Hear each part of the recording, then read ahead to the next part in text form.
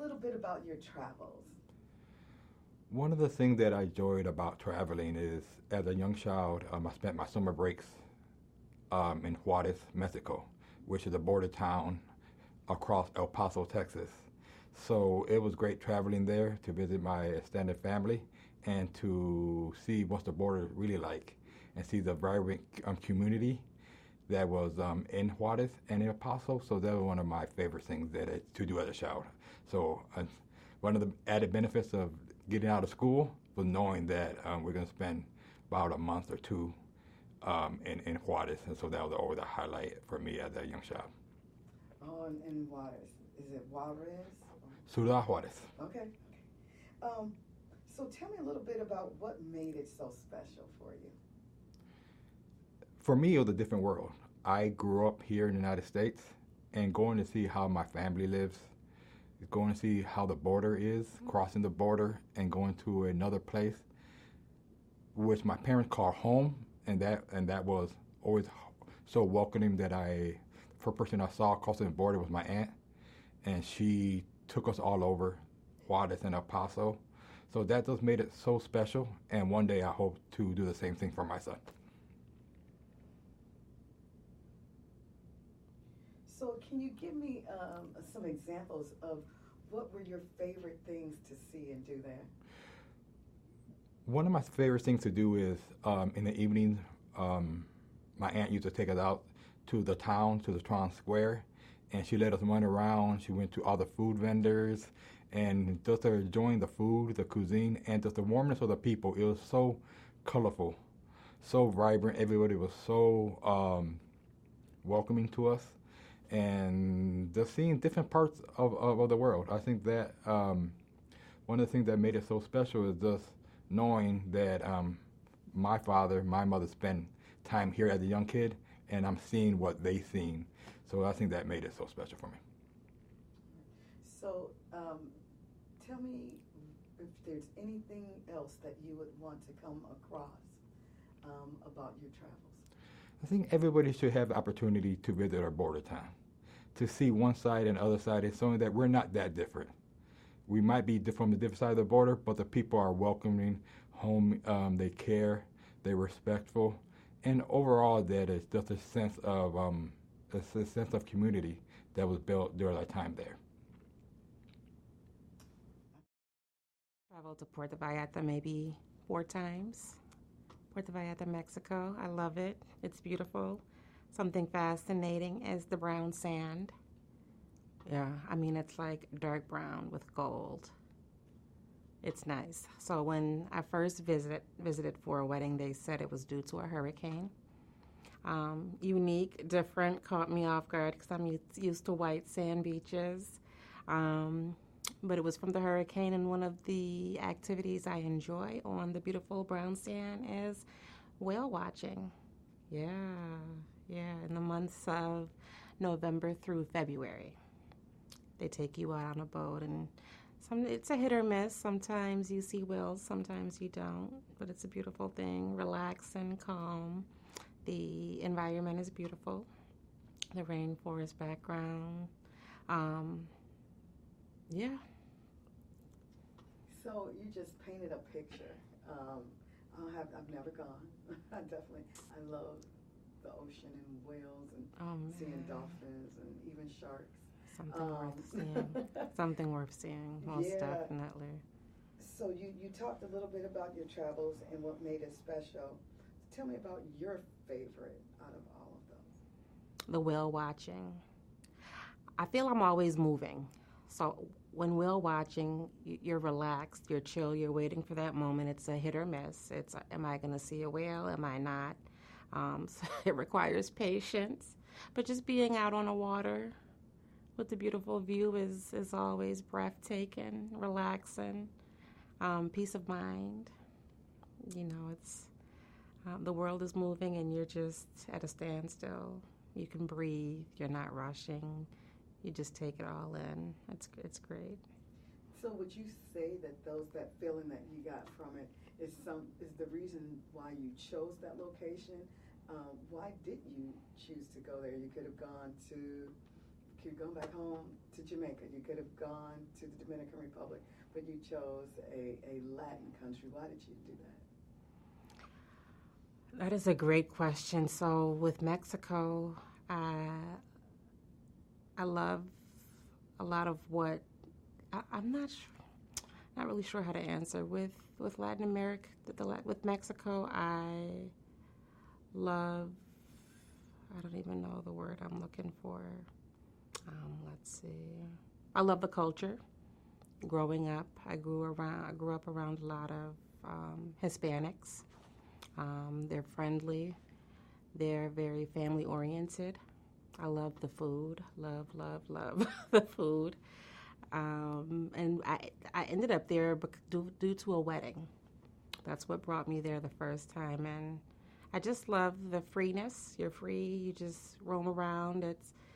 It's hot, right? I love beaches, right? So, and the culture just all around. Great place to be, great people, great food. I mean, why not? Why not? And I could whale watch elsewhere. I've always wanted to go Vancouver, Canada to whale watch, but when I realized they offered it in Puerto Vallarta, I had to take up the offer of traveling back to experience such an amazing water sport. They consider it a water sport, so. No, I thought that there were so many different sound bites in that could be used. I hope that he gets it, but yeah, thank you. The way that you answered that. So if there's anything else that you want to say or talk about, this is a good time to do that. Well, maybe I would like to visit Mexico a little more, learn to maybe speak a little Spanish. I don't think you're ever too old to learn. I think it's a great language to speak. It's always good to be multilingual, as you can get through get through life. That's not what I wanted to say. Hopefully, I would love to learn to speak Spanish. It's something that I've always wanted to do. And I'm not sure I have anything else to give. That's fine. Is to tell me a little bit about your travels and what did they entail? Well, first and foremost, my son fell in love with the language, and he started studying Spanish when he was really young, when he was in 7th grade, and that led him into high school. So for a graduation gift, my girlfriend and I were able to take her nephew, who was also studying Spanish, and my son, who was studying Spanish, and my girlfriend is a Spanish teacher at the high school that he goes to. That being said, we, for a graduation gift, for a senior gift, we took them all to Playa del Carmen in Mexico. And we didn't want to do a resort where you sat and just had people feed you and just kind of, live that kind of lap of luxury. We kind of wanted to be more of an immersion. And we went there and we ate, we laughed, we drank, we went on fishing excursions, we went to Tulum in Mexico, swam the cenotes, and altogether it was just a life-changing trip. Wow. You got to tell me a little bit more about that. You went to Tulum. I've only seen it on TikTok. It looks absolutely beautiful. Yeah, the cenotes are basically underground caves that are submersed with water. And we got to actually go diving in them. Not necessarily scuba diving, because they don't allow that, but we had snorkels. So you got to go underwater, and just being in the caves. And then they had all the guides had lights and everything, but the most mystical part of that journey was when you are in the cenote and you're in water, everyone's submersed, and you can't all you can hear is just like the echo and the water dripping, and then all of a sudden they hit all the lights, because there's lights everywhere, and it looks pretty comfortable. But then they get into one area where they actually kind of kill the lights, and you don't understand what darkness is until you have seen that. So it's just one of those things that just made it great. Wow. Okay. So, obviously, can you tell us a little bit more about your son and his progress in learning the language and what it's done for him? Well, he embraced that. He's going to be an art education teacher, but he's also using the language to enhance that. So wherever he lands, he's going to have that knowledge, that skill set, and that knowledge base to be able to speak that language. And I'm excited for his future, and how he's going to be able to use his experience and culture to further his career. All right. So, tell me a little bit more. Was that the only Latin country that you visited? Are there others that you see that you want to visit? Well, I've been to Belize. I've been to some others, but yeah, no, I have a desire to travel the world, and the Latin American cultures are truly the most attractive to me, based on the food, the dancing, the nightlife, the fun, and all the things combined. It's just a beautiful culture, and yeah, I mean, I'm excited to travel to other places as well. All right. Well, can you tell me, as you wrap things up, is there anything else that you might want to say? Absolutely. Well, conversation. Our goal for this trip and for these kids was to show them how a vacation can be, but a active vacation, where you're speaking with people, where you're using their language and not just coming in as a Hawaiian shirt wearing tourist. That immersion, I believe, was just eye-opening to all of us, because we didn't choose a resort. We chose basically an Airbnb, and we went out to dinner, and we talked with locals, and we found different spots. And I remember that one of the key things, if you're ever in a Latin American culture or country, and you want to know like the best places to have breakfast, just see where everyone who is waiting in line and on their way to work, kind of just scout the road, and it'll be the smallest, most intimate spot. But that is the place to go. That is the place to eat, because they know how to get nourishment, and they know what tastes good. And just follow in line and just relax and kind of let things come to you. So I really want to know more about your travels and why you've chosen those different countries. So can you just tell me a little bit about your travels, especially in regards to Latin America? Yeah, so a friend of mine actually works for United. She's worked there for about 5 years, so that's kind of when our traveling really kind of took off. Don't really know our rhyme or reason to most of the places we go. We just kind of pick somewhere and decide we want to go and start researching.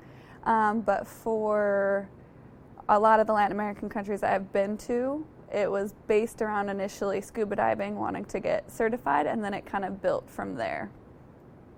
Oh, wow. Oh, this is going to be a great conversation. I want to know more. So tell me about your most exciting country and why. Yeah, so I'd say I think out of all of them, my favorite would be Honduras.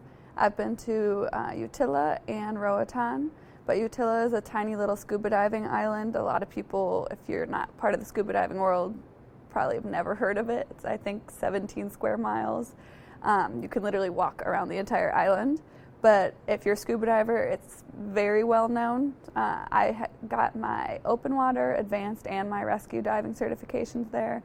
A friend of mine went all the way to her instructors there. She lived actually on the island for 8 months after we went the first time, because we all loved it so much.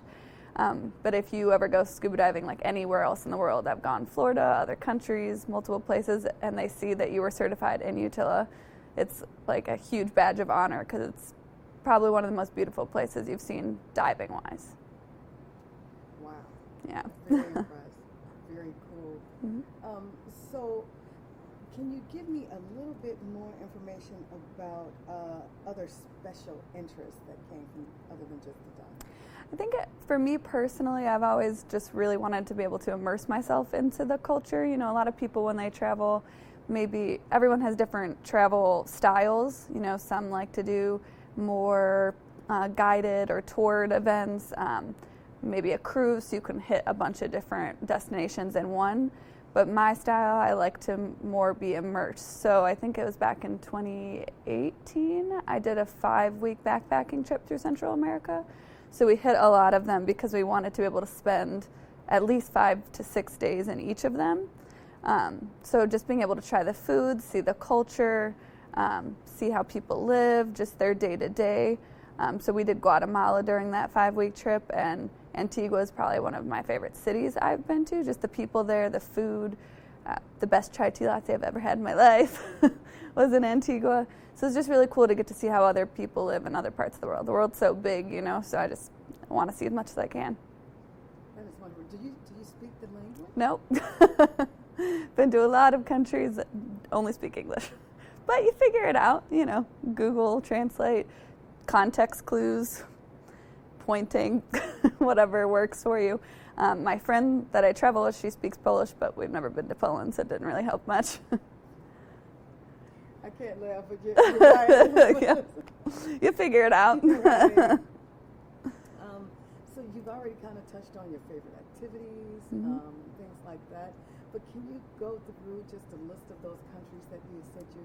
Yeah, I've been to Mexico, Guatemala, Honduras, Costa Rica, Dominican Republic. I've been to Spain. I think I hit all of them. I think. Oh, that is fascinating. Okay, well, can you tell me, is there anything that I haven't asked you that you would like to come out in this video? I think one little fun fact about my favorite island, Utila, is that it's the whale shark capital of the Caribbean, which is most scuba divers' ultimate dream is to see a whale shark in real life and not just on TV or on a screen. And I think I've done almost 100 dives now since I got certified. Still haven't seen a single one, but if that changes, I'll let you know. Have you seen a shark? Plenty. I've seen lots of sharks, not a whale shark. Whale shark would be the ultimate dream. It's coming. I hope so. Got certified in the whale shark capital of the Caribbean. I didn't see one, but fingers crossed. And when is your next trip? We don't have a diving trip set. I'll probably be doing a Christmas market or something in the winter, but hopefully diving trip sometime next year. Not sure where yet, though. Thank you so much. Of course. Tell me a little bit about your travels and where you've gone, what you've seen, all these fascinating, great things. Yeah, good question. I was actually born in the country of Panama to parents who really enjoyed traveling and the dad who was a pilot. So we actually did a lot of traveling throughout Latin America, but I would have to say not a cop-out, but my favorite country is where I was born. So Panama is wonderful, mainly because it's a huge melting pot of cultures. So it was one of the countries after World War II that actually welcomed a lot of immigrant families from all over the world. And so throughout that season, you actually have millions of people coming in and building roots. And so I grew up in Chinatown, which you'd never think that, Latin America, but it was really cool because you could be having authentic Chinese dim sum on a Sunday, but that night you could be at the seafood market having just authentic Panamanian seafood. So that's one of my favorite things about Panama is just how diverse it is and how warm it is and how it's just kind of truly in the middle and welcoming of all people. So yeah. Wow, that is fascinating. I'm a little biased, but it's pretty great. Yeah. No, it is great. Mm-hmm. I don't know. I have to say I don't know much about Panama, which is probably horrible. No. But I am going to live vicariously through you. So tell me a little bit more. You said that you traveled all over. Can you name a few places? Yeah, so I was born in Panama, but we also had a short stint in Florida, so in the United States. And then we also lived in Valencia, Spain. So that's where my parents are originally from. Everyone in my family is from Spain. But, obviously my grandparents, after World War II and the Civil War, they moved down to Latin America. So that's kind of, that's kind of our history.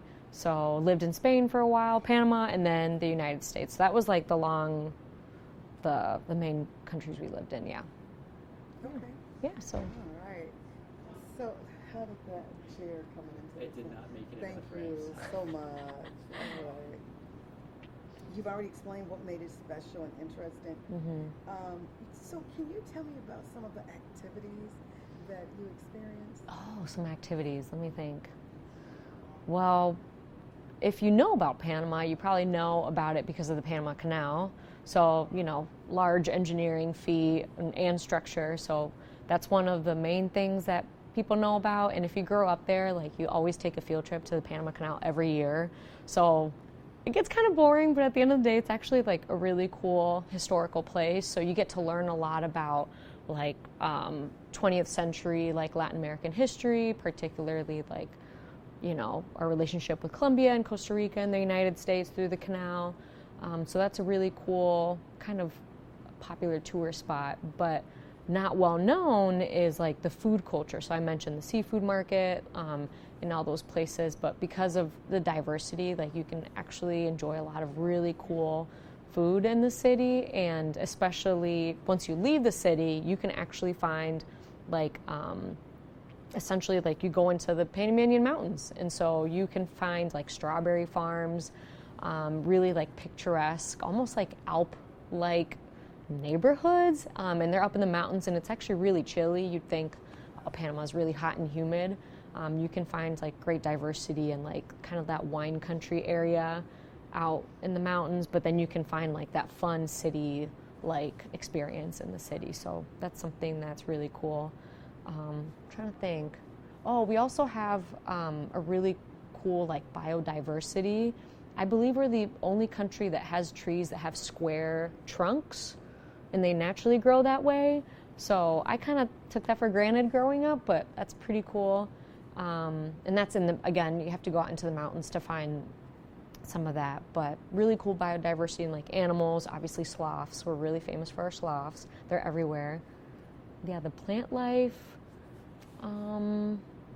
Kind of take some of those things for granted, but that's a really cool part of Panama. So I think there's an island where you can go. It's the island's smaller than this building, but it's populated by little tiny monkeys. So you can take a boat out to, I know it sounds really crazy, but you can take a little boat out to the island, and you can't actually set foot on the island, but you can kind of interact with them from the shore. So can't do it anywhere else, I don't think so, but yeah. That is wonderful. Yeah. I am very happy that we're doing this. But do you have anything else that you want to put in that I've not asked? Yeah. That kind of was all over the Lot. place, Yeah, but you yeah. did a lot, yeah. Thank you so much. Yeah. So let's get started. I am very interested to hear, I'm sure you're excited to tell us a little bit about your travels. Yeah, no. Been to quite a few places in the Caribbean and Latin American area there. The first place I went down there was actually Belize, which was great. Had a wonderful time. Been to the Dominican Republic a couple of times, as well as Mexico, and Jamaica as well. So, tell me a little bit about your travels and what excited you. Sure. Just continue to keep going on and on. Sure. I love the weather, so it's always nice to get away from here during the winter months for the warm weather. But actually, when my wife and I went to Belize, it was for our honeymoon, which was really cool. And we chose Belize because we wanted an experience of both kind of the mountains and the beach. And it was a good opportunity to see both. And so we got to stay at two resorts, one in the mountains and then one on the beach. And it was a really cool experience. At the mountain resort, we actually got to do a tour of a cave on the property that had the Mayan rituals had occurred in during the Mayans' time. It was incredible. We had to walk about 45 minutes through the jungle to get there. which was just really cool to see all the different plant life and everything. And then I can remember we got to the mouth of this cave, and they had given us all helmets, and I was like, oh, they're just going to have us, look around or whatever. And they were like, okay, here's your helmet, here's your headlamp, right? Off we go. And we walked into this cave, and we spent probably an hour and a half walking through this cave with no footpath, no lights, it was just almost like spelunking. And it was crazy. We saw pottery from the different rituals that had been done there, human remains from persons who had been sacrificed. It was incredible. It was such a cool experience. Wow, that is fascinating. Okay. I'm so into the stories. I think that's what made it special or interesting. And tell me a little bit more about some of the other countries you visited. You said that was Belize and Yeah, sure. I've been to the Dominican Republic a few times. Kind of a cool thing that happened the first time we went to the Dominican Republic. We actually went there New Year's Day. Got there and landed, and we had about a 2.5-hour ride out to our resort. And we drove through a lot of small towns and villages that were all celebrating New Year's, and it was wild. I remember we drove by a gas station, and there were hundreds of people around, and there were probably 15 cars all lined up with giant stereo systems on them, blasting music, and everyone was just having a great time and partying. It was just a really cool thing to see. And we got to the resort, and the first question we asked one of the workers there was like, "Is this normal?" And he was like, "Oh yeah, this is just how we like to have a good time. We like to party and have fun." And so that was a normal New Year's celebration for them, which was wild. It was crazy. So, as I think about these different countries you visited and different experiences, can you tell me a little bit about the people? Like, what you said that they were having fun. What did you notice about the people that, I hate to say it, that you might not see here in the States? Yeah, I'll be honest. When I've gone to Latin America, I usually stay on a resort. It's one of the things that my wife and I just like to do, go to usually all-inclusives and not worry about anything. But even the people we interact with, they're always very friendly, very nice. The one thing that always throws me off is the number of scooters or like motorcycles that people are riding around and how many people they can fit on a motorcycle, which is always interesting. And it's a fun. It seems to be a fun place to be. All right, and so as we close, is there anything that I may not have asked that you want to come close? Yeah, the food is always great. You come. This is perfect timing. We're in a break.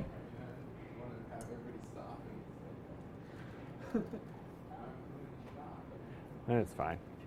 I'm already here. All right, we're going to take that one again. Okay, all right. Anytime you're ready.